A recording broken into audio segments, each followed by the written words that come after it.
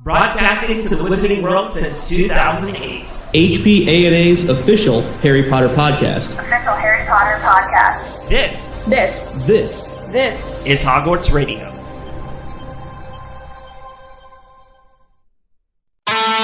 This is Hogwarts Radio, episode 222 for November 18th, 2018.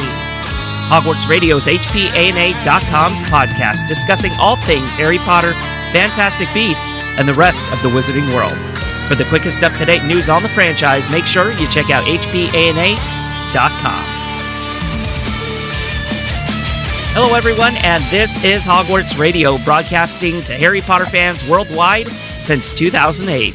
I'm Terrance Pinkston. And I'm Gretchers. Our show can be found virtually anywhere online, such as iTunes, the Google Podcasts app, iHeartRadio, Stitcher, Radio Public, and other places where podcasts are aggregated. It doesn't matter where or how you listen, just make sure to tap the subscribe button, and we guarantee you'll have a new episode each Sunday. We also invite you to follow us on Twitter, Facebook, and Instagram so you never miss an update from the show. Don't forget, Hogwarts Radio is also on Patreon. By pledging, you'll have instant access to many benefits, including exclusive merchandise, host vlogs, behind-the-scenes planning of the show, Hogshead Radio, and much more. Visit patreon.com/Hogwarts Radio to sign up today. Welcome to episode 222, and a fair bit of warning. This is a spoiler-filled Crimes of Grindelwald discussion, so if you don't want to be spoiled, pause the episode right now until you see the movie. Today we are joined by two special guests. We want to welcome back Kari Lewis to the show. Hi, Kari. Hi. She's like, hi. Yeah. I'm always shy about this stuff. That's okay. We are too. We haven't been doing it that long. No, not that long. You just got started. For those of you that don't know, Kari is a cosplayer. You should check out her totally awesome Instagram at KariLX, right? Yeah, KariLX. So it's like KariELLEX. She does some amazing cosplays, including a striking resemblance to the brightest witch of her age, Hermione Granger. And she has a lot of fun content over there. So please, we ask that you go and check her out and give her a follow. And we're also introducing a longtime listener, once a transcriber, current social media manager, and fifth-year Patreon, Sydney Mook, first of her name. What an intro! What a title! That is some Daenerys sounding title, but I'll take it. That's fine. Well, there is a lot of information to unpack from this movie, and we're pretty much going to be talking about it for the rest of the year. Lots happened. Lots to talk about, yeah. And you know, people feel like there was too much happening in this movie, but let's start with our initial reactions. What have we got out of the theater? And it was still kind of fresh in our minds. It's been maybe a couple of days since we've seen the movie now. And I don't know, I'm still trying to process everything, you know, but I thought it was incredibly balanced, which is a complete opposite way of thinking from the other people in our fandom. Everybody thought that this was an overload of information, but I really thought that it was setting it up for the next movie incredibly well. Well, see, that's what I think, though, too. A lot of people right now are saying that there's a lot of, jumbled up mess going on right now in the movie. But I think that's the point, though, because you don't want to have all your answers, yet. You want it to, span out throughout the whole series. So there's obviously going to be, some answers, given, and then, also more questions to ask. So I feel like we don't want to have everything done now. We still have a lot more to discover with this, because it is kind of a really deep part of the history, though. Yeah, it's necessary, I think. I felt like the information that was given was necessary. I mean, some of it could have been left out, but a lot of the things that we saw in this movie are, I think, going to be pivotal to the next Fantastic Beasts film, and setting it up for, because we still have 3 more movies coming out after this. I struggle with it. There's a lot of things that I really do like about it. I like all the characters. I like the beasts. I like the setting. and I like that we're getting more of this world. But I don't know if I'm alone in this, but I kind of feel like J.K. Rowling shouldn't be writing movies. I don't think she's a screenwriter. There were a lot of lines that didn't make any sense to me. There were a lot of points where the plot's like falling off and we're not going back to things that were already happening. And I just feel like she is such a great novelist. I wish that these had been novels first that she then could have adapted into a screenplay. I feel like it would have made a lot more sense. Also been a lot more frustrating, I would imagine. Yeah. Yeah, I generally tend to agree with Gretchen. I felt like at times it wasn't necessarily messy, but there was quite a bit going on. And I don't really... At the end, it did all tie together, but I wasn't really enjoying like the pacing of the movie, especially after the first scene, after Grindelwald breaks out. I wasn't really enjoying kind of the love arcs. I didn't really care too much about, Newt being interested in what Tina was thinking about him. It all came together at the end, and I felt like most of those plots were necessary, but for me, it was just trying to figure out what the heck was going on, and I don't really know if the movie necessarily did a great job at that. So a lot of people, like I said, I've only seen this movie once, so the processing of the information really isn't entirely there. We haven't had time to sit, digest it, and break down really what happened.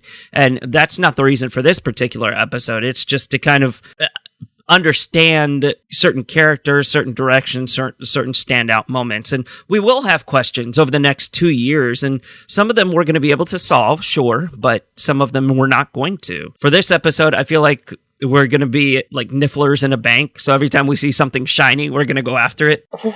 Let's just talk. Let's go through the movie. Not really scene by scene or anything like that, but let's talk about a couple of standout moments. And I think one of the big ones for me was the blood pact that we learned about with Dumbledore and Grindelwald. And it really explained a lot.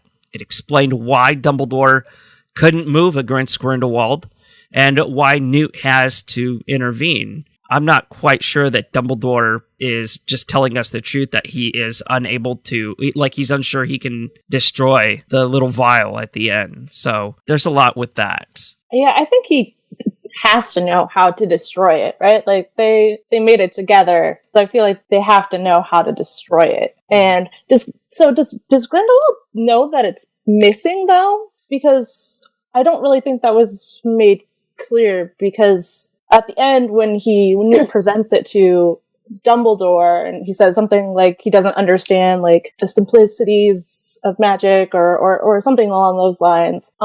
So does he know that it's gone? And I mean, I guess we don't really know what that necessarily means, that it's gone, but I just wonder if we knew that, if he knew that. Well, I'm pretty sure he'll figure it out soon, but because I just know that the Niffler was the one that took it away from him, which I kind of saw that coming though, because I was like, well, there's a Niffler in the scene, it's gonna take something. Right. But yeah, I think that he's not aware of it yet, but he definitely will figure it out. Yeah, I agree.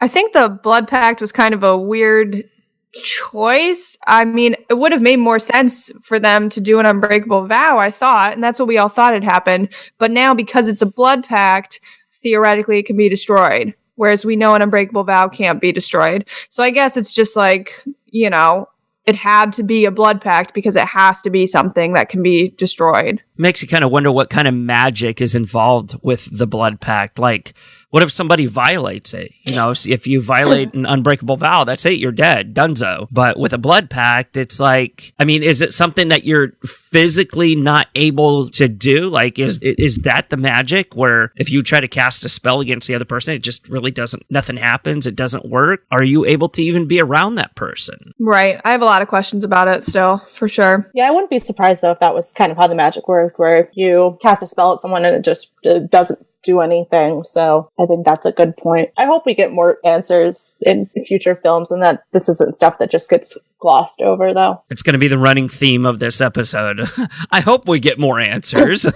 Well, J.K. Rowling, she has a tendency of backtracking on things and making sense of things in the end. So I think that's what's going to happen. And I really like that point because, as you said before, Gretchen, you liked if these were novels before and then adapted into screenplays. And I really I think the strong thing about J.K. Rowling is that she is a storyteller. Like, it doesn't matter how she's telling the story. She could be right in front of you telling the story coming from her mouth, or she could be writing it down. You could be reading it from a book, or you could be watching it on the screen. And I still think she's trying to learn how to not necessarily write a screenplay, but how to fit everything in that she wants. So that's why we feel we have this overload of information. Yeah, because originally it was supposed to be a trilogy, but then she says that with all the information that's coming from it, it's becoming more of like a 5-part series. So I think there's just a lot she wants to talk about that she can't fit in that 3 films. So she's trying to expand it, but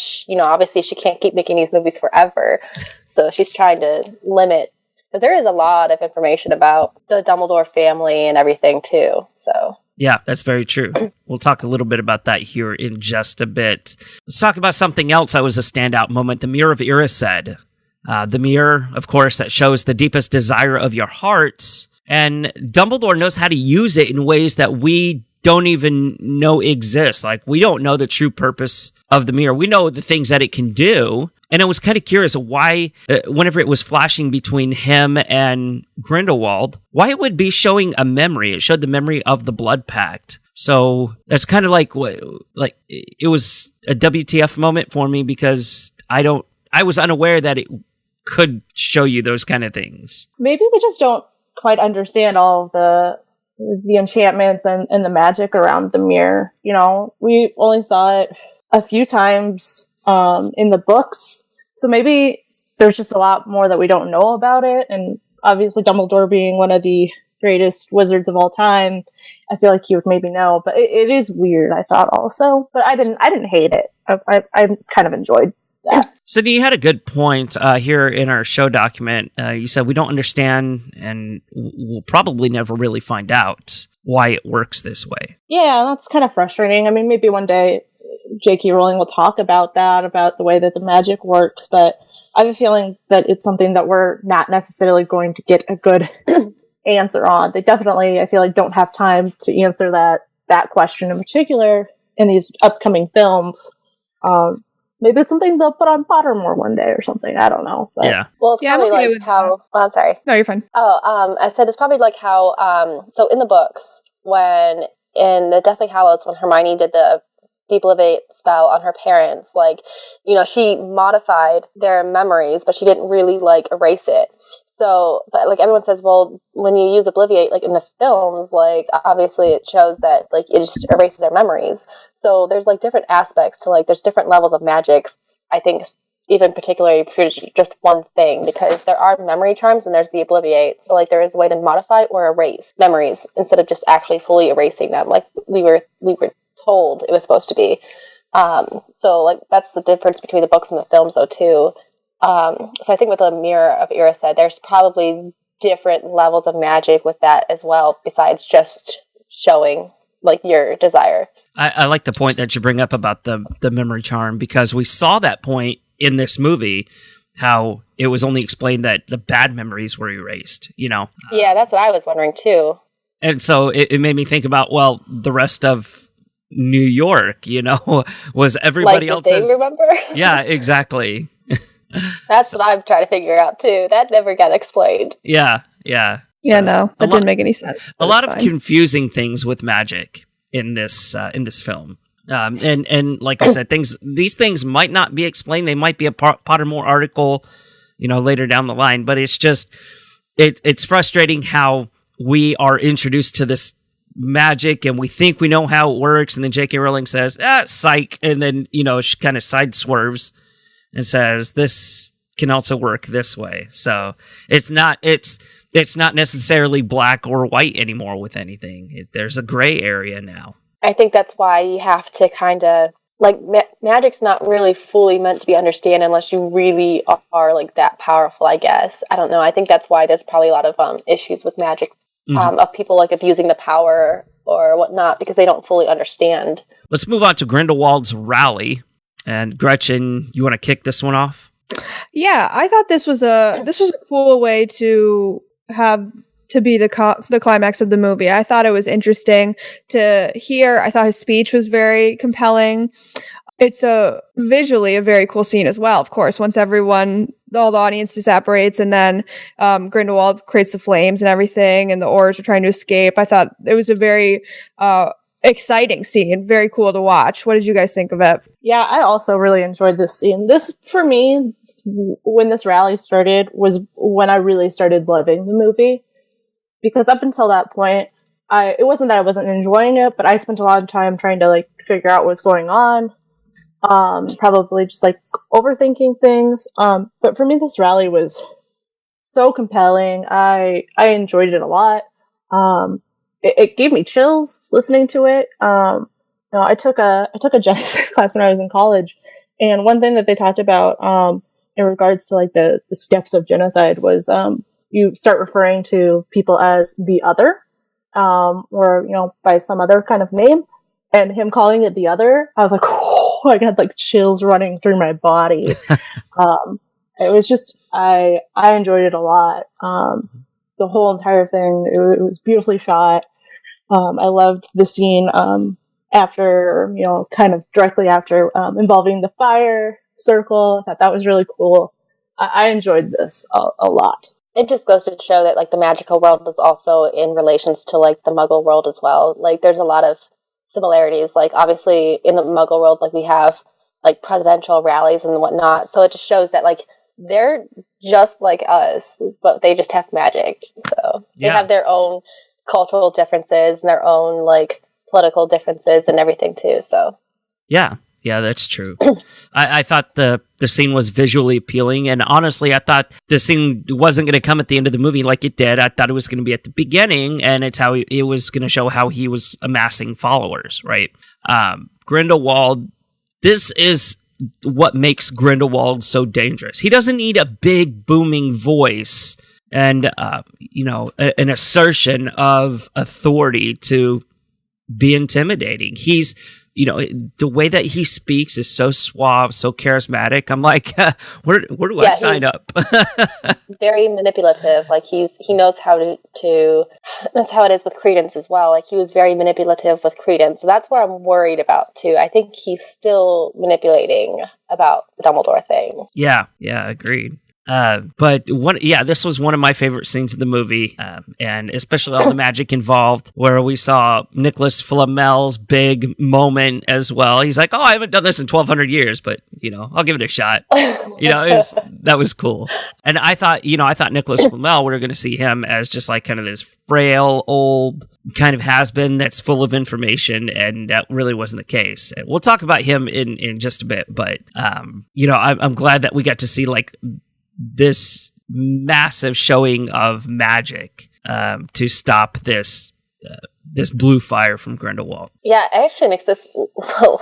That's what I love about this series. Slightly better than Harry Potter series, because I feel like the magic is like much more over the top than just Harry just screaming Expelliarmus. There's just a lot more like to magic that you think. So Yeah, I agree. I think that like the fact that this series is centered around adults really helps that, because obviously they're way more advanced in their magic than students at Hogwarts, or even Harry, as gifted as he is. So it was really cool just watching a lot of the magic. Speaking of magic, let's move on to the ministries of magics. I don't even know if that's a word, magics. Ministry of magics. We'll make it one. Sure. We actually got to see 3 Ministry of Magics in this film. We saw the American Ministry of Magic in the Woolworths building. We saw the British Ministry of Magic, and we also saw the French Ministry of Magic. Let's talk about the British Ministry of Magic. Whenever I saw it, and we were coming down through the main concourse, I felt like I was home for some reason. It was nice to see again. Yeah, so we get to see the Ministry of Magic again. We didn't see them in the first one, right? Correct. We just saw the American. We just saw MACUSA. So yeah, I liked seeing the building for sure. And it also felt kind of old school and like 20s style, but still familiar. So that was cool. But the people in the ministry seemed like there's no one we can really trust. Like the minister seems very untrustworthy. There was the double agent guy what was that guy's name? Grimson? Yeah, Grimson. I forget. Yes. So there's Grimson, who they hired to go after Credence, but was actually working with Grindelwald. And then when we actually see the Aurors at the rally, Theseus is like, hey guys, be cool. Like, don't try to make things worse. And then the one guy just straight up kills that lady. What's up with that? Yeah. No, definitely. I mean, it's your... I hate to say this, but it's your typical government, right? It's like, you don't know who to trust in it. It's not all politics in this movie. In fact, there was like hardly any politics involved in this movie, but it was all, you know, it was who can you trust? Who's the good guy? You know, going into the movie, I had this preconceived notion that we couldn't trust Theseus at all. Like, he was one of those characters that worked against Newt, and that certainly wasn't the case. You know, it's just the bigger brother looking after the younger brother. And out of the two, do we actually know who's younger? I think Newt is Newt? Yeah, Newt is the youngest. Okay. Yep.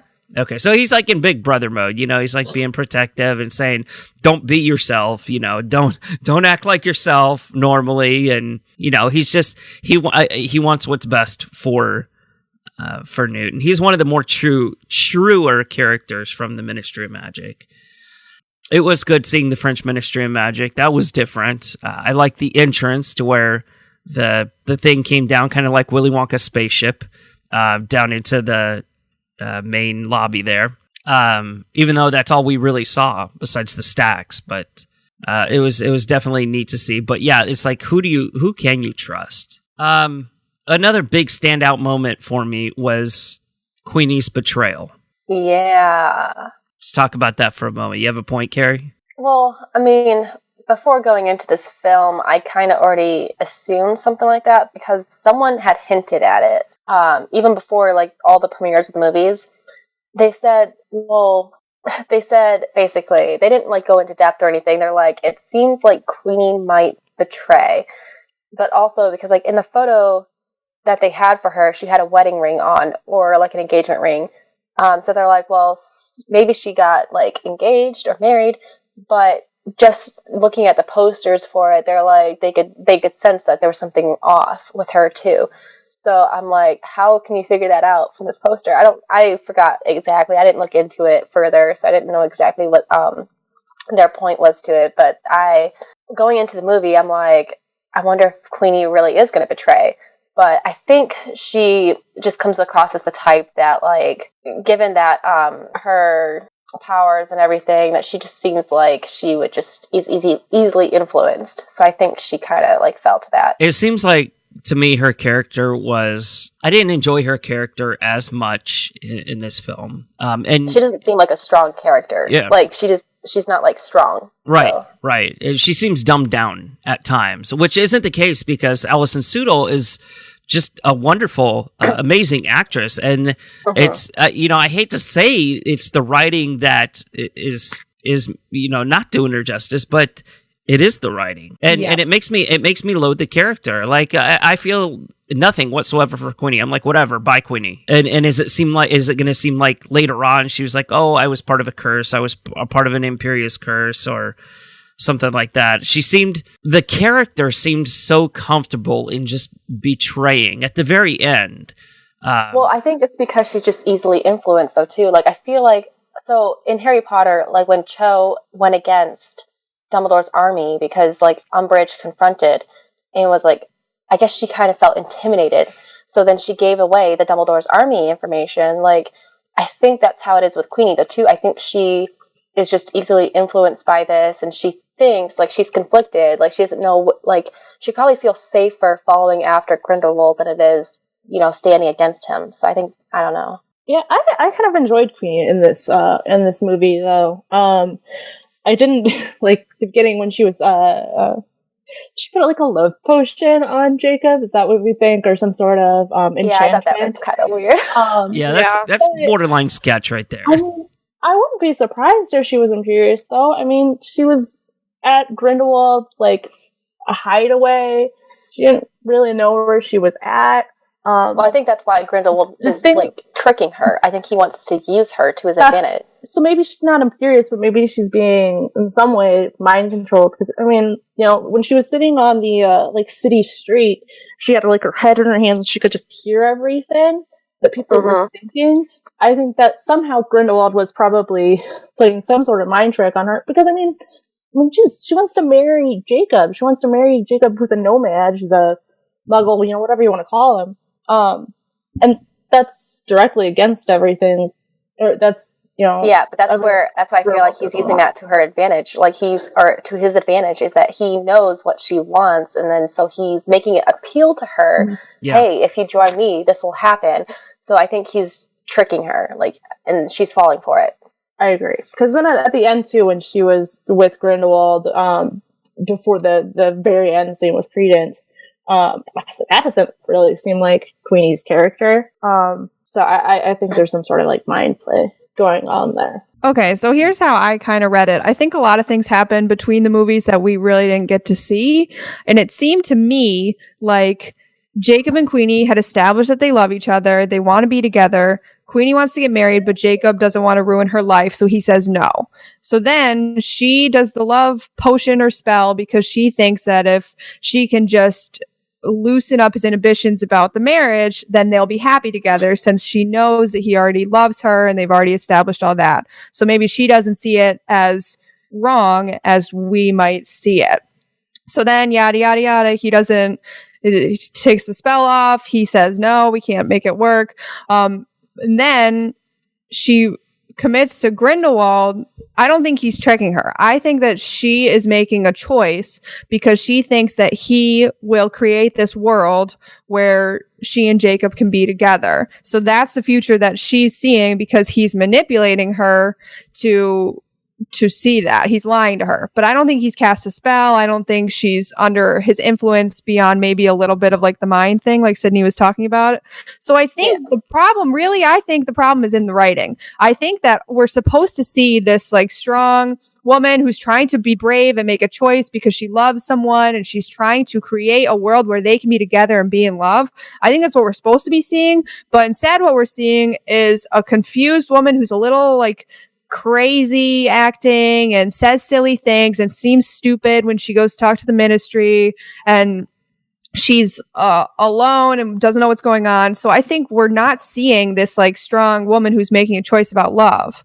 Well, that's love can make you do stupid things. I was just gonna say that.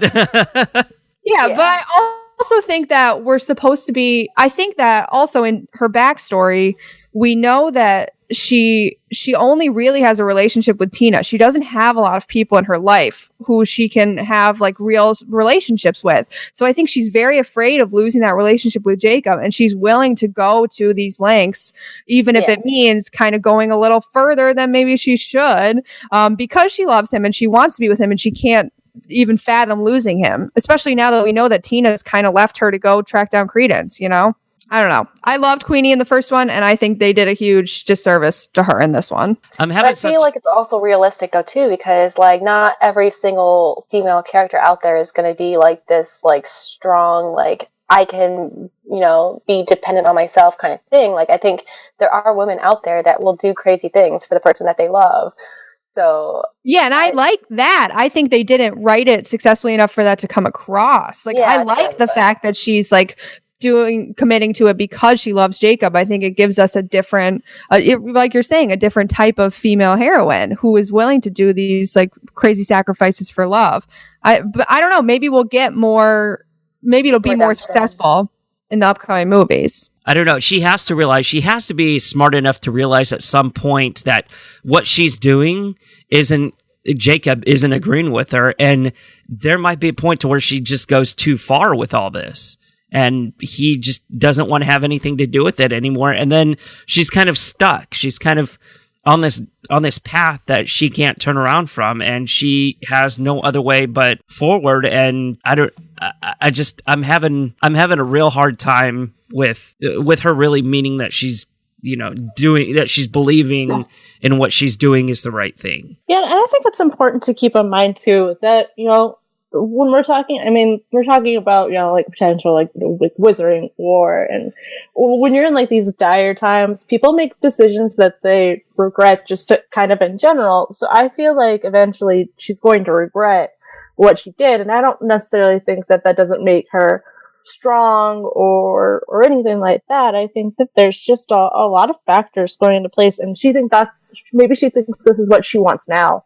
But she's probably, I would guess, going to change her mind later. She'll realize that she made the wrong decision. Well, that's why I like seeing characters that are not perfect to start out with, because like you kind of have to start from the bottom to get somewhere. Otherwise, like if you're at the top, like you don't have any more room to grow. And I like seeing character development over a series. So I think having these confusing times right now, she'll eventually like either redeem herself, or maybe she'll just prove that she isn't that great of a character to begin with. But like I like seeing improvement, or I like seeing their growth or development.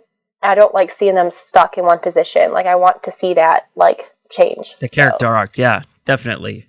I mean, you can't have a flat character especially in this kind of series, because it turns the audience off. It really does. Mm-hmm. So I think there's more with Queenie later on down the road, obviously, that we'll see. So hopefully. I'm just so disappointed because I really, really liked Queenie. I mean, me too. I mean, I am actually considering doing a Queenie cosplay anyway, but I think it's interesting to see that not everyone is going to be like set in their decisions. Like I myself, I'm indecisive. So if I were to choose between both sides, like I could see how one side can appeal to the other, but like I'm also conflicted. So I feel like I relate to Queenie in that way right now. Yeah. Let's move on and talk about another breakout moment. Lita's bog art scene. Newt, oh my god. I really wasn't impressed with Newt, but with Lita, it was kind of confusing at first, but of course it was put into context later on in the movie. But it was just so dramatic, and I think that's what appealed to me, was that, oh, this is something very traumatic that happened to her, and that is a genuine fear. I mean, they nailed it. The cinematography on this scene was just perfect. They dimmed the lights. It was just like her and the wardrobe. Yeah. I'm getting chills now. And the music too. Oh my gosh, I teared up like crazy. I was like, what is this? I don't get it. But then like when it got revealed, I'm like, oh my goodness. Like I cried. Yeah. It was a very well done boggart. Sydney, what'd you think? Yeah, I agree. I enjoyed the payoff a lot, because, when they first reveal it, you're like trying to like sit there and figure out like, what is that? Like, what's going on? And then at the end, when they revealed, with the switch with the baby, and the baby, drowning, and I say that in air quotes because I don't buy most of what we'll be talking about, I'm sure, later. But I really enjoyed it a lot. I thought it was beautiful. It was just very sad and chilling trying to figure out what was going on with that. So, Gretchen, do you have a point with this one? Well, you guys are going to hate me. I have such a small nitpick with it. It doesn't make any sense that would be Lita's bogart visually, because she didn't see that. You know what I mean? I think it's like that. What she envisioned it would be. Right. That must be it. And that's why it's a small nitpick, because like I get it, but I just always think about everything logically, and I'm like, she didn't see the baby in the water. Like the images look identical, I liked it. It was fine. That was more for the audience, though. It was for the audience. Yeah. It's fine. It's all fine. But definitely, that was one of my favorite scenes in the movie. And the last breakout moment that I want to talk about today is the actual breakout, Grindelwald's escape.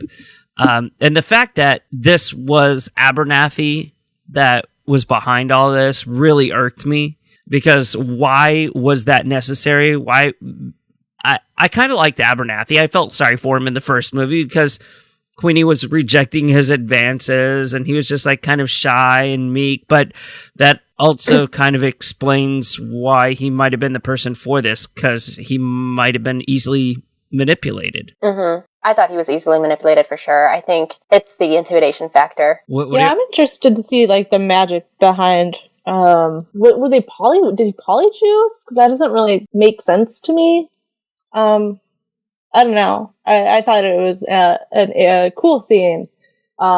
But I did not ever like Abernathy, so I was kind of not surprised when it was Abernathy that they switched. But there's a lot of questions out of that of like, ooh, what the heck happened to Abernathy's tongue?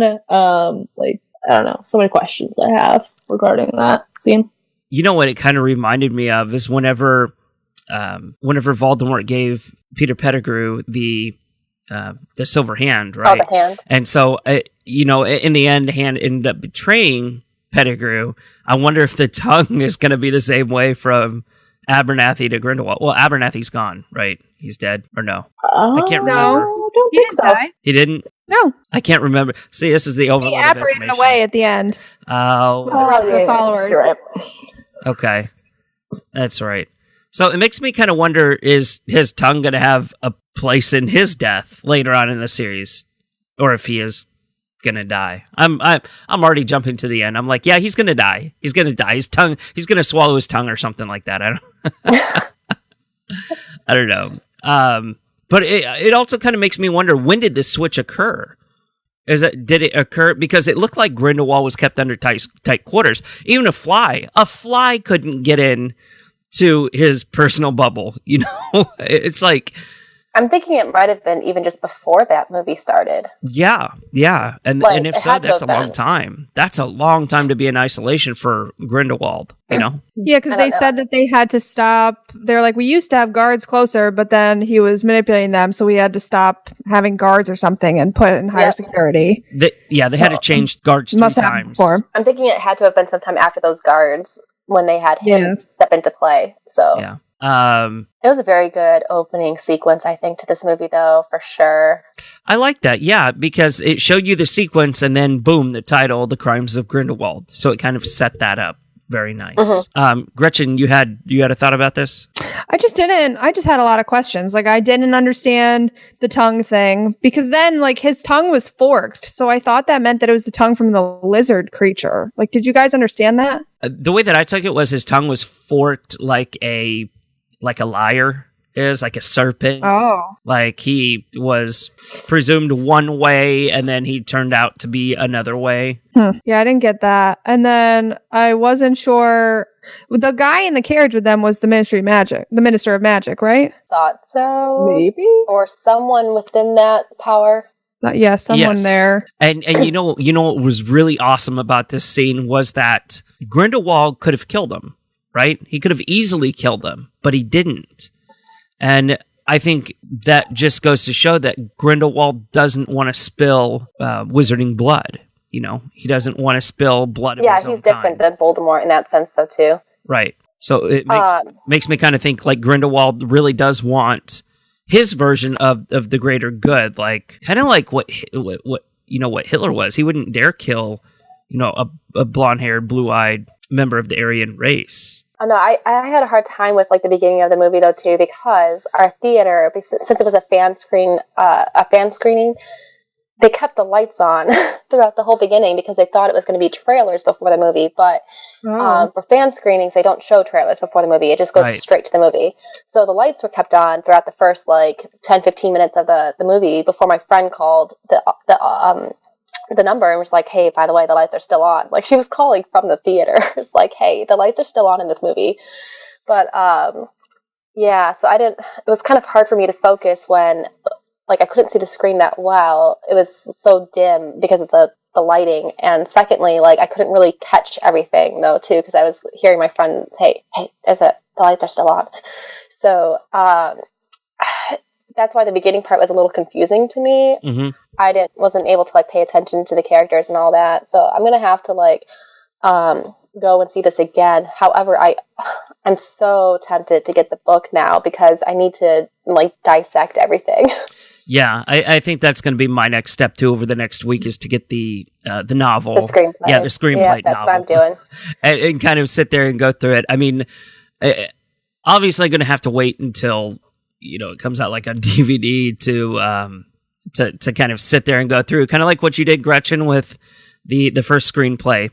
and use it like as a subtitle. Yeah. Oh, that's what I did too for the movie, for the first one. Yeah. Do you feel like it helped out a lot? Do you feel like it helped out a lot with understanding certain things? This is why I like to watch everything with code captioning, because it helps me focus on like everything. Like sometimes like when I watch a show, it's hard for me to like pick up on everything if there's like an accent out of place or something, or I don't know, just so I have to have words with it. It helps me put the scenes to the words and then comprehend it. That's the kind of learner that I am. So it annoys all my friends when I have to watch everything with code captioning, but it makes me like analyze it even further. Yeah. So one other question I had about this scene was, so clearly Abernathy or Grindelwald as Abernathy has the Elder Wand. How, and this is something you guys I'm sure will discuss in further episodes, but how did he get the Elder Wand? Like, when did this happen? When did Grindelwald get the Elder Wand? When would have he got the Elder Wand? Because they would have already dueled, right? Him and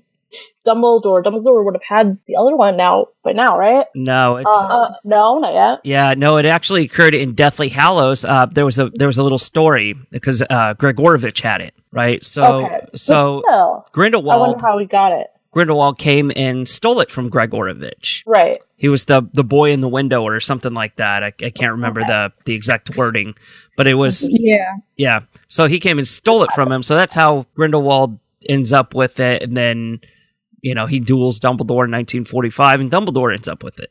Yeah, so he'd had it for a while at that point. I guess I kind of forgot about that. Well, the thing is, though, like Ariana Dumbledore is already gone by this point, because that's what. So at that time they did have a duel. So them opening the box and that creature being in there was so gross, though. Oh man, I was like, oh. I'm glad that there was a creature involved in this escape, because if it was just magic, I mean, they might as well call it the magic of Grindelwald instead of just like fantastic beasts. With all these fantastic beasts. Yeah, I loved the kitty looking creature with the. That one was so great. I don't even know what that was, but the cat toy. I was like, oh my god.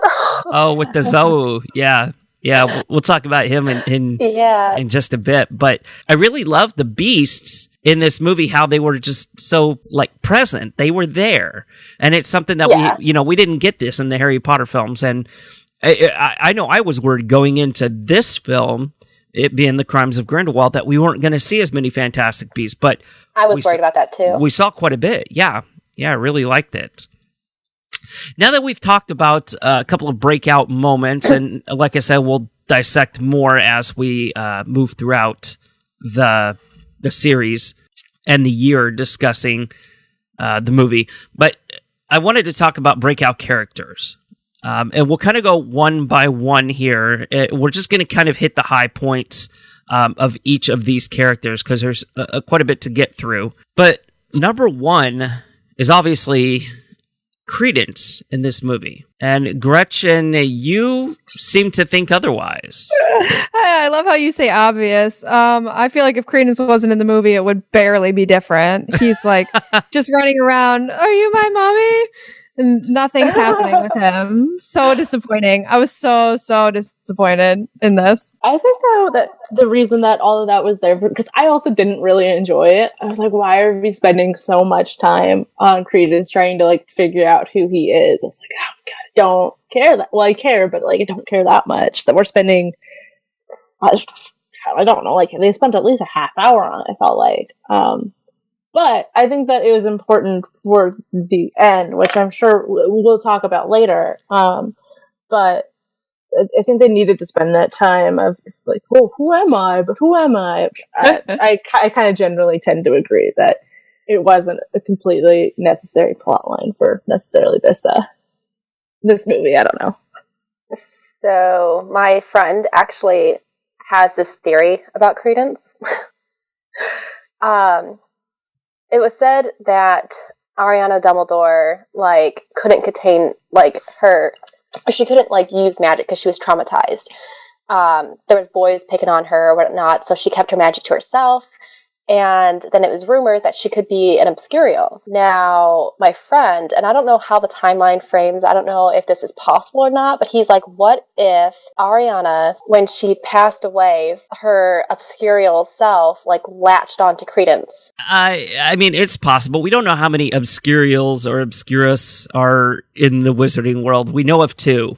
We know the one that Newt had in his suitcase, and then we know that the one that occupies Credence.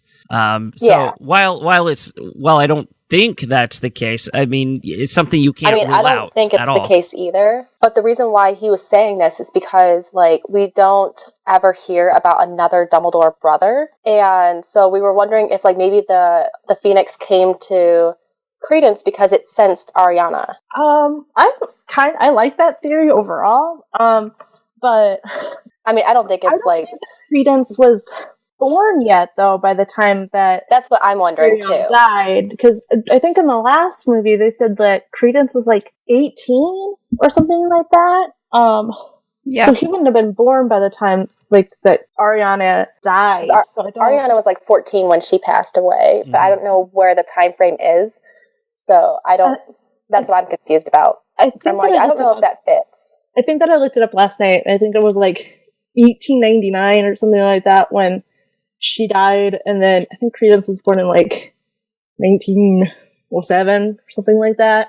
Yeah, so I think she would have already been dead by now, so that's what I'm wondering. But like, if the Obscurious like was like out there wandering, and then like all of a sudden just like latched on to like Credence, it's an interesting theory to think about. But I don't know. We'll have to see how that plays out, if it's even explained at all. There's going to be some things, like we said earlier, that are not going to be explained in this series, and it's going to leave us very, very disappointed, but it's going to keep Potter more relevant for years to come. With Credence, I mean, personally, I feel like it was necessary, even though he, like, nothing really happened with him, like, he's running around looking for his identity and searching for who he really is. That's a very important for us to know, but not incredibly relevant to what's happening in the movie right now. But it's setting it up. You know, this was Credence's setup movie, I believe. Moving on to, you know, the third movie, where it's going to be more about Credence's identity and Grindelwald manipulating him and everything like that. And seeing if he can control this Obscurus, or if Grindelwald just like gonna wind him up and then send him loose like in the middle of Rio or something to go crazy. We know that Credence has a wand now, and that the first thing that he uses it for is to destroy half a mountain. So I think Credence in this movie, he's definitely powerful. Yeah, in this movie, very not pointless, but very low key. But next movie, I think he's going to be more of an integral part of the plot. I mean, I've always thought there was much more to Credence. After the first movie, I was like, there's no way that they're just going to like brush him off. Like, I think we assumed he was going to be dead after that, but I think he's definitely a crucial part to this whole thing. It sucks because it's like we didn't ever knew about this beforehand, but it's like cool that we're now diving into the whole Grindelwald and Dumbledore thing. So Gretchers, what did you think about Lita? I really liked Lita. I thought she was a very interesting character. I liked the flashbacks of her at school because she's different than any hero or heroine that we've seen in the Potter series. We don't see a lot of Slytherins that people like, which is a crime. So I really like that she was a Slytherin, and I like that she makes a joke to Dumbledore about like, oh, I'm a bad student, I know. And I really liked her personality and as a person. I think it didn't make any sense that she was only in this film. I hated the plot twist with Corvus. I thought that was dumb. I didn't like that she's mostly a love interest, and then her last words are "I love you." So I'm like split on Lita. Like I really, really liked her for some of it, and then for other parts, I was like, I don't know about this. My perception of her was like 1,000% wrong. In our show document, I have like 1,000,000% wrong going into this movie. She is by far my favorite character of this film. just because of her character arc and how quickly it accelerates, which I kind of had this feeling like as quickly as that arc was going in this particular movie, that she wasn't going to make it to next movie. Because like, bam, they threw everything about Lita at you all at once. And so usually whenever they do that with a character, that doesn't mean that they're going to be drawn out over the next couple of movies. It means that they're a one and done character, which is really disappointing. I loved her story on the boat. Very tragic. I liked her as a character because, as you were saying, Gretchen, there's not many Slytherin characters that are likable in this franchise. Hell, even in the Wizarding world. And it's wonderful that we finally got one, a female character that is as different as she is, a different kind of Slytherin that we've seen. And her and Newt are kind of like these outcasts, and they find comfort in each other. And at the very end, I mean, does anybody think that her words "I love you" were actually to Theseus? I think she was looking at both. Yeah. Oh, I please. do. You can't have both. Oh, come on. No, she can't. She's dead. She's probably got like a special kind of love for each one. So, I mean, there's different levels of love on the spectrum. So I think she cares about Theseus, but she actually truly loves Newt. Yeah, I generally tend to agree with that. I think that the way that shot was set up was that it was closer in on Newt's face, like right before that when she says "I love you." So I think you're supposed to believe that she said it to Newt, but I think that she was saying it more to both. But yeah, guys, that like scene got me. I was like welling up with like little tears in my eyes. I was like, no, like I fell in love with her like really quick, and then we had to say goodbye to her so quickly. And I was very sad. Yeah, I expected so much more with Lita. I thought we were going to have much more. I thought her sacrifice was a little like short-lived, though. I think that she did it for. I mean, I'm just hoping that it wasn't for like just no reason at all. I think she kind of like just impulsively threw herself in there, thinking that it was going to be like this big sacrifice. But like, I feel like it wasn't really that big of a sacrifice. Yeah, no, I didn't really get why she was sacrificing herself. It didn't seem to have any lasting effects. I actually thought that she was going to go with him. I thought she was doing some sort of like betrayal thing. But then she was fighting him and then she was dead. And I was like, oh, okay. I have no idea what's going on or why. Yeah, like I feel like, well, obviously, Lily's sacrifice for Harry was much more like emotionally built up. But I feel like this sacrifice that Lita made wasn't the greatest. I think it was kind of like a stupid sacrifice. Well, there's also like a lot of like backstory though to them that we don't really know. We don't really know. I mean, we know from those flashbacks that we got of Newt and Lita at Hogwarts, like we know some of their background, but we don't know everything about those, like the intricacies of their relationships. So maybe I don't know. I felt, like I said, I got pretty emotional like watching that, but I can see where like it doesn't quite all make sense what she was doing.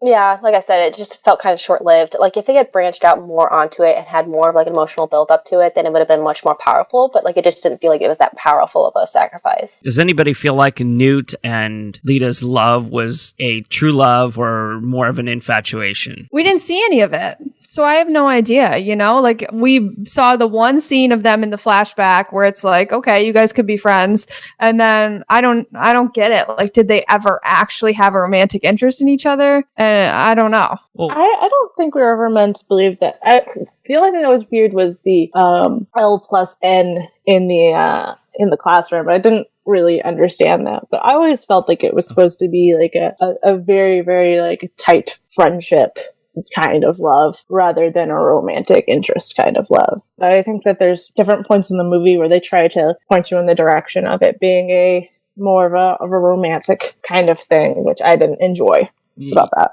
You mean that didn't mean Luna plus Neville? No? I mean, it could have. You never know. Even though those two didn't actually end up together, though, too. I know, right? If you It would have been great. if your name begins with an L or an N, you are not destined to be with an L or an N. Nope, never. Apparently. Let's talk about Queenie now. I mean, we did earlier, but something else I wanted to hit on with Queenie was that love potion. Like, was that love potion at the beginning really necessary? I don't. No. Yeah. It was such a questionable choice. That's real.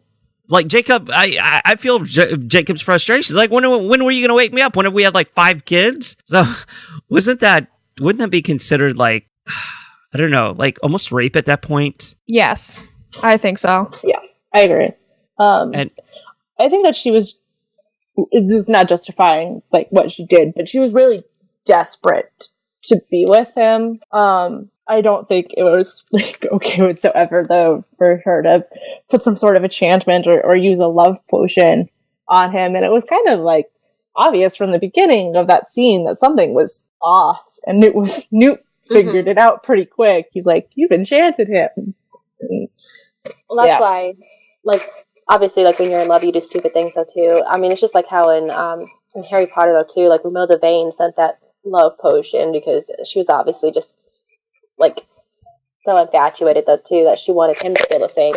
But, like, I don't know. Girls can do crazy things sometimes when they really like somebody. So. Yeah, no, I totally get it, you know, but at the same time, to me, it feels like it's 1,000% wrong. And it kind of makes me wonder, like, if their kids were conceived under the effects of the love potion, wouldn't we have like another Tom Riddle thing under our feet at that point? It's like, I don't know. It's just, it really wasn't necessary. It wasn't a necessary point in the movie. I really didn't like that aspect. That it was to show her desperation. I do. So that kind of is setting the pieces in place for her betrayal later in the film, because like I said before, I think she thinks that it's just a temporary measure so she can get him to marry her, and then I think she was going to take him off it. I think she was going to be like, okay, now that she thinks she's doing, it's for the greater good. She thinks that she's doing both of them a favor by saying, okay, I'll just do this potion and, we'll get married. And then once we're married, he'll be fine with it. I'll take him off it. We love each other. He's told me he loves me and would marry me. So it's not, it's not a breach of anything there. So I think that it's to show like she really is desperate. She really, really loves Jacob and wants to make it work. And it's justifying her decisions later in the film. Yeah, I agree. I think that shows that maybe she's acting a little irrationally right now. So I think that also probably sets up, like Gretchen said, like her decisions that she makes later on in the film. She's not, clearly not acting rationally to put somebody that does love you and does want to be with you, but is trying to look out for your best interests. Putting them under some sort of love spell is not the proper way to go about that. So it's kind of just setting up her decisions that she makes later on. Okay, so let's move on to our next breakout character, Grindelwald. 2 takeaways here. I really liked Johnny Depp as this subtle, not over-the-top authority. We see Grindelwald's persuasion on a much larger scale this time. And I have to admit, Grindelwald's pitch does sound appealing. Yeah, certainly Grindelwald was an incredibly persuasive character. Listening to that speech was chilling, and you can understand why people would want to follow suit. I mean, he's also using a lot of scare tactics in that, showing what would happen with like his seer abilities, with the war and stuff. So he definitely knows how to manipulate people and get people to his side. But I mean, that's also like, he's not just using, fear for fear. I mean, that's like a genuine fear that I'm sure some people have in the magical world. As short-sighted as that, like you might be, there's probably a lot of people that, think that that's, a possibility. And so he's really just playing into that. That's a lot of people's reactions, though, too, about Grindelwald, is that he's not, like, well, with Johnny Depp portraying Grindelwald, like, they were worried that he was going to be, like, over the top, you know, just like how he is with every other character he has, but he's, like, just very subtle. Like, you could tell he's just a normal wizard in a way. He's not, like, there for, like, the theatrics of it or anything. He's, like, with everybody else as well. Like, he's just like, hey, guys, look, this is what I stand for, and, like, if you stand with me too, you know. He's just not, you know, the extreme. His eyes were scary. I think his eyes are cool. I liked the one, like the really light one, but the other one that had like kind of the red tinge, I feel like it looked injured, and I was like, oh, it just made me cringe every time I saw it. But they were cool. I thought he was very persuasive. I think he did a good job. I'm already mapping out my cosplay for Grindelwald. It's gonna be. I'm like, we finally have a character with short enough hair that I can actually play him. Yeah, you'd be a good Grindelwald. Ooh, that's saying something? Thank you. Nothing implied. I eventually want to do Queenie's cosplay though, so that's going to be interesting. Yeah. Yes. Yeah. Okay, let's talk about Dumbledore. Albus Dumbledore, not the other one.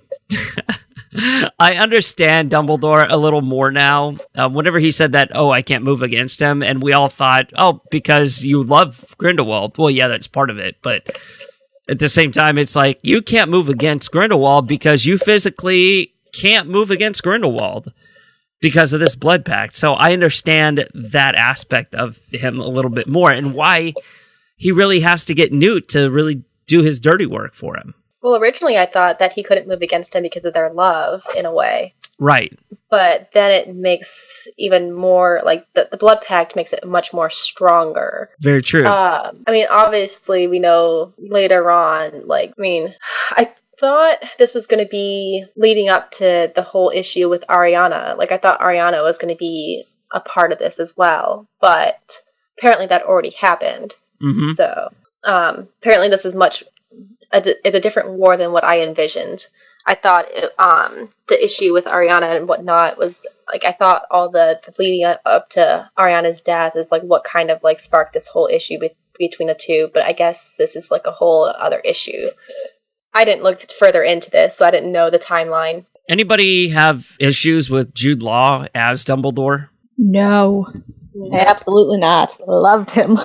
He was wonderful. My biggest issue was that they showed almost all of his dialogue in the trailers. So I already knew everything he was going to say except for like a few moments. I was like, why'd you already show me so much? But I think he's wonderful. I really, really enjoy him as Dumbledore. Oh, come on. It showed like 4 lines. It showed all of his scenes. It showed all the scenes except like one. I think the one with Lita and then the one at the end with Newt.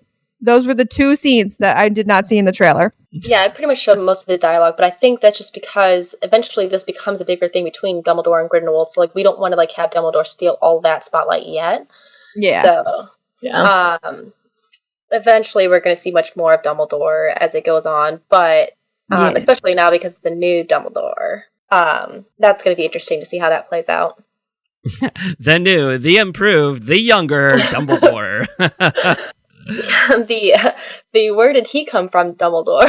Dumbledore just for mend his beard. Looks great. No, I thought Jude Law did a really good, like, quirky, like, Dumbledore for sure. Oh, so. He was fantastic. I really appreciated Jude Law. I love Jude Law anyway as an actor. I think he's an amazing actor, but he really understood, I felt, how to play Dumbledore, and Dumbledore's quirkiness and his mannerisms and things like that. So I think that's what made me enjoy that, even his character even more. My question is, why couldn't Jude Law wear what Dumbledore wore in the movie to the premiere? Because he has some tough clothes there at the premiere, right, Gretchen? He had like that captain's yacht look. Yeah, he looked a little silly. But in the movie, he cleaned himself up. Well, there's those memes going around though too about, like, Shacklebolt going and say, "Hey, you can't, deny it. Like, Dumbledore's got style." True. Yeah. Yusuf Kama. I don't understand the point of this character. I mean, I get it towards the end, but he was one of those characters that we could have just not seen. Yeah, I don't really feel like his character was super necessary to the plot. Like, I didn't really enjoy it. I spent a lot of time trying to, like, figure out, like, what the point of him being there was. Yeah, I agree. I didn't really enjoy that character, even though I do enjoy that actor, but I didn't enjoy the character. So yeah, I like the actor, but the character felt like it was so many red herrings. Like when he's touching his eye, and you're like, oh no, what's he gonna turn into something? But they're like, oh no, it's just like because he was in the sewer. Yeah, we'll just pull it out. I'm like, okay, yeah, and then. His story at the end, I was like, okay, Sweeney Todd, like that felt so much like Sweeney Todd, and I was like, I don't understand why you exist. Like, why? It's just to add one more antagonist, I guess, one more person who's trying to get Corvus / Credence, which I just didn't think we needed. Yeah, I didn't enjoy also, like, you know, like the points at the end, or towards the end of the movie when he was talking about, like, oh, I need to avenge, my mother's death, and I was like, why does this matter? Like, is this I don't really envision it being something that really matters down the line. So yeah, I don't see where this is going. Like, I don't see a point to the character. You know, it might have been good to put the face to the story that was told at the very end, but I mean, it's one of those useless characters. Like, I don't get the point at all. Let's move on to another character who we really thought was going to be a true breakout character in this movie, and a lot of controversy surrounded her, and Claudia Kim, and this was Nagini. So Nagini, in this movie, she had like 2 lines in the movie. She was more of Credence's like emotional support animal, you know. I don't understand of the point of having her in this movie. I was really disappointed. So I think, well, I mean, obviously there's going to be much more to Nagini later on because she becomes who we all know her to be. But I think, well, first off, I think that they were just trying to introduce her and they don't want to like overdo it. I also think it's really interesting how she didn't join Grindelwald because you would expect. So I think it's interesting how she didn't join one powerful wizard, but she eventually joins another powerful wizard. So it's interesting. Like, I wonder what changes, you know, her. It could just be because of the fact that she turns into the snake and goes permanently to the snake, and that's eventually like why she becomes under Voldemort's care. But like, it's interesting that she doesn't choose Grindelwald. I wonder if later it's supposed to play into, you know, Credence, Corvus, Aurelius, whatever you want to call him. He's, you know, Queenie kind of mentions at the end that he still seems a little like he doesn't know if he made the right decision. So I wonder if the fact that she'll be over there, you know, whether or not like Nagini is meant to be a love interest for Credence or a friend or something else. But I wonder if she'll play into something that goes on with him later. And he'll want to be like reunited with her or something like that. I don't know. And I don't really like her necessarily being used like that, but I don't know. Like, she could be the key into stopping Credence from helping Grindelwald. Yeah, maybe. I like that.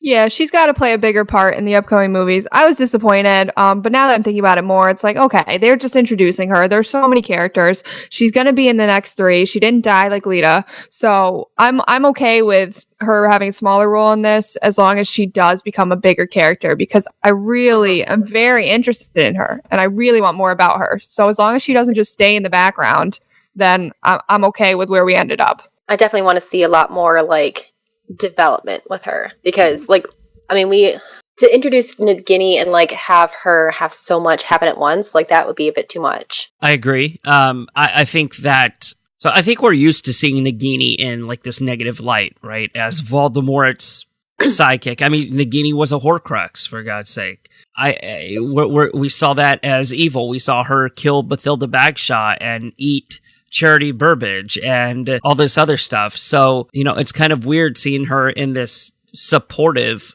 light right now, but that might have something to do with whenever she permanently changes. I don't know, but there's definitely more to be learned from Nagini. I hope she doesn't switch sides and go to Grindelwald. I hope she, like you said, is that crutch for Credence to say, you know what, maybe maybe we shouldn't be doing what we're doing with Grindelwald. Can't you see what he's doing to you and all that other stuff? So I would love to see it as a love interest, but I don't think it's going to be developed that far. Yeah, because like, I mean, he's grown an attachment to Nagini, and I'm wondering if like her being the key to like convince Credence not to like follow through with Grindelwald is like what also helps save the Wizarding World with Dumbledore defeating him and stuff too. Like, I think if she was able to take him out of that picture, it would help even more, because obviously Credence has like a lot of power to himself.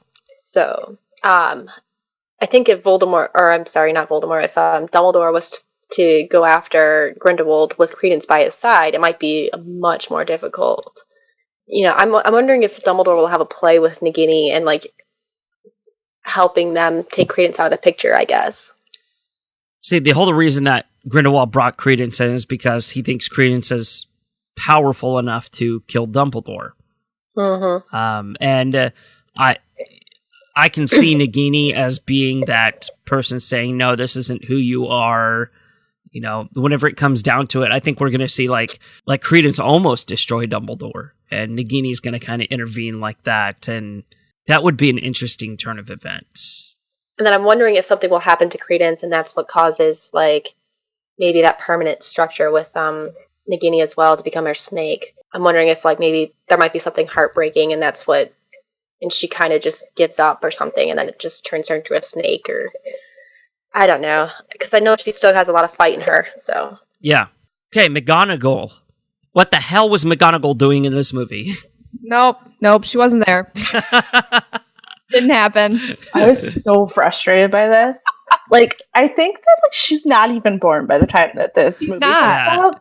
And I was like, what's the point? Like, all other than being a throwback, what was the point of her being there? Yeah, and looking like an idiot. It pissed me off so much. McGonagall was brilliant, though, in this movie. I mean, she had, like 2 scenes, but, like, the way that she, like, undid the spell, and then the students started to talk, and then she's like, no, I'm not having any of this, and then, like, did the That was spell hilarious. Again. Yeah. Classic McGonagall I think moment. it was just great to see that there was a different side to McGonagall. I think it's nice to see that, you know, she wasn't just always how she is right now. Like, I mean, obviously it shows that, you know, there is a playful side to her in the back of her, but, I mean... I don't know. I think they just kind of just threw that there because they wanted another familiar name, and they also just, you know, to show that McGonagall's not always the same. Like, she had another side to her, too. Yeah. Yeah, definitely true. We're not going to talk too much about that because it just, I don't even want to acknowledge it. She was in the movie. We have to acknowledge that. But it's like, she's out of place, out of time. Use the time turner. I have no idea what the hell she's doing there. Anyway. Let's move on to our last character, Nicholas Flamel, whenever we're introduced to him. And basically we're introduced to him in the same way we are in the trailer. Jacob sees him, and we learn that this is the residence in Paris that Dumbledore was referring to in the trailer. And whenever he talked to Newt in the bus, things like that. So not too much interesting information from Nicholas Flamel. We knew that he does converse with Jessica Williams' character from Ilvermorny. Was it Professor... Can't remember. Professor Eulalie Hicks. Yeah, I'm glad I didn't trip all over that. But we also see the Sorcerer's Stone in kind of this vault in the wall. That was pretty cool. Mm-hmm. That was an Easter egg right there. That's cool. Yeah, that was a good Easter egg. Yeah, I don't know. Did anybody have any like general thoughts on Flamel? I just think he's a badass. I was just going to say basically the same thing. I thought it was cool that one point he was like, yeah, I haven't done this in like 1,200 years, but here we go. And I enjoyed that part of it a lot. I was like, yes, Nicholas Flamel, do it. I can already see the memes off of that. I haven't had any action in 1,200 years, and other people going, me too. Me too. Yeah, that's a meme. Yeah. I thought he was fun.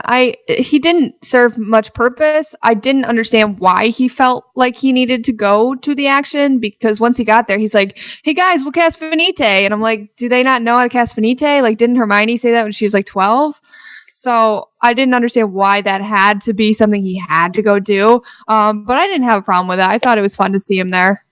Well, it shows that there's like magic and strength though too, or magic in numbers. Like, So, I mean, obviously that was a long time ago. And then Hermione obviously learned it from the books and everything. But seeing how they can all join together for just a simple spell, it actually can make it much more bigger than it really is. Yeah, agreed. Okay, our favorite beast in the movie. What do you guys think? I'm a Niffler guy. I always got to go with the Nifflers. I love the Nifflers. And at the end, when the Niffler comes hobbling back, I'm like, oh, can I pick him up and pet him and like fix his paw? And I'm just like, I was like, that was a tearjerker moment for me whenever the Niffler comes, hobbling out. I was pretty fond of the Zou. Is that how you pronounce it? Zou? Zou, yeah. I loved the part where it had like the cat toy, like Kari mentioned earlier. It reminded me, I have 2 cats, and I was like, this is just like, you like see their eyes, and they're like, oh, I gotta get this. So it reminded me a lot of my cats.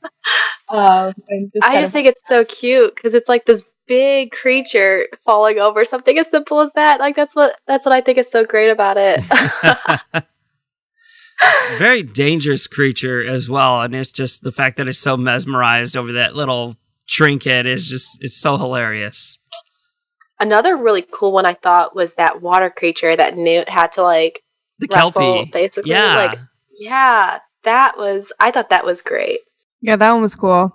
That seeing Newt's home and his absolutely insane amount of like land that he owns, that was baffling.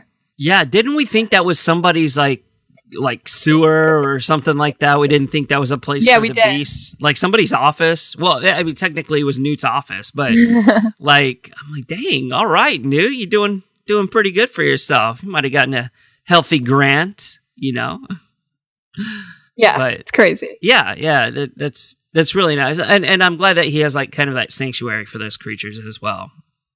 Because that's what it's all about, is the creatures. But I really love the fact not only the Niffler had a big role in this movie, stealing things that Newt needed, but we also found out that the Niffler is able to kind of sniff things out, like that whole scene in the Paris streets where where I thought that was a really good scene. Yeah, where the circus took place, and they were trying to find out like what had happened, and we see the Niffler mixed with the actions from the Kappa and all that stuff, where he's able to sniff out kind of like these footprints, and that's really neat, because I always wondered what is the point of a Niffler? He just goes and steals stuff, Yeah, it shows that they have more functions than what you think. Yeah, I liked it. I thought that was really interesting. I kind of had a feeling that a Niffler wasn't just born just to like steal things. Like, I thought there had to have been something else that they're useful for. I like the fact that every time we saw a Niffler, it was followed by Newt's expression going like, what the hell are you doing? Kind of like that WTF expression. So that was pretty funny as well. The only thing that I was upset about is that I wanted more of the Thunderbird. Oh, yeah. That was my favorite one in the first one, so I would have loved to see like where he's doing now, or How's Frank doing? That's going to be the title of the third movie. Like, where's Frank? Fantastic Beasts, where's Frank? The search for the Thunderbird. Gosh. Yeah, that was my favorite creature. I like the Zou. The Zou, yeah. The Zou. That was fun. That was a fun time. I enjoyed that. Okay, well, this was a very busy episode, a very jam-packed episode, and we're not done by any means with Crimes of Grindelwald. We haven't even touched the Aurelius Dumbledore theory. We're going to talk about that on next episode. Were they on the Titanic? I thought it was a Titanic too. I'm like, this is oddly familiar. Did I come to see Harry Potter, or did I come to see Titanic? I think I saw Rose and Jack just running by whenever the ship was sinking. Yeah. That would have been great. Just in the background. Someone on a plank. Yeah, that's the cameo that I want. Yeah. I want to see them do the King of the World. Yes. I could just imagine the Nifflers doing that. Oh, yeah. Yes.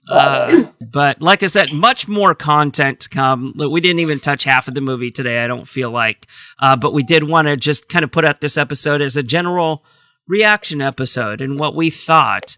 And as things are going to come together in the next couple of weeks, as we, go through the screenplay, watch the movie a couple more times and all that other stuff, it's going to make much more sense as we process it. So don't worry, we're going to be more structured, not all over the place, stuff like that. But just like the movie's a bit all over the place. Felt like it, right? We're just reflecting. We are. It's like we're seeing all the shiny stuff, like I said at the beginning, and we're just kind of going after it. Yeah, there's a lot more to talk about. Yeah. We do have a new episode coming out this week. I believe it should be released on Sunday, the 24th, if not maybe a little sooner, since there's so much to talk about. And it is the holiday week here in the United States. We do have Thanksgiving this week, so it's going to be a busy time for us, but we'll sneak in an hour or so into the studio and talk more about the Crimes of Grindelwald and some more of the information, new theories, get some listener reaction, and all that good stuff. We'd like to thank our guests so much for joining us. Kari, it's always wonderful to have you on. I'll have to do this more often. I've just been so busy, but I know the next thing I'm doing is I'm going out and buying screenplay. So yeah, same here. I think I'm surprised that I haven't gotten it yet. Really, I'm surprised I haven't either. I need it. Yeah. So what you got any big things coming up as far as cosplay? Oh, yeah. So this is what we were talking about beforehand. I'm going to Weekend of Wizardry in Tacoma, Washington, and it's in 3 weeks, so I'm excited. That's going to be a lot of fun. Anybody you know going to be there? So we're going to have the body double for Daniel Radcliffe, and then we're going to have some of the cast members from Puffs, the musical, or a play, or I think it was a play. I think they might have music in it, too. I haven't seen it yet. It's a play. Oh, yeah. And then we're going to have Victor Crumb and Percy Weasley. Ooh, sounds like a great time. Yeah, Stan and Chris. Stan and Chris. Stan, Chris, and Kari. That's a new sitcom, guys, coming this fall on Fox. They're gonna have other cosplayers there too, but I get to be one of the guest cosplayers, so I'm excited. That's awesome. Well, congrats on that, and guys, go follow her on Instagram. I promise, go follow her on Instagram. You are not going to be disappointed at all. She does a lot of fun things, a lot of different cosplays too. So, not just Hermione, not just Belle, but some other things as well. Yeah, I'm working on a Sabrina one because everyone's like, you should do Sabrina next. So I actually have that one in the works right now. And then eventually I'm doing other ones. So it's just slow, but I'll get there. I feel like that's the way with our show. It's slow, but we'll get there. Sydney, thank you so much for coming on the show on such short notice. Really appreciate that. This is a lot of fun. I enjoyed it a lot. It allowed me to get out a lot of my thoughts because my mom and I went to go see it last night, and I was just like, so many things. I got into the car, and I was like, oh my god. So it's fun. Yeah. For those of you that don't know, like I said earlier, Sydney is our social media manager, so she's responsible for a lot of the content that you see on our Facebook page and our Twitter account as well.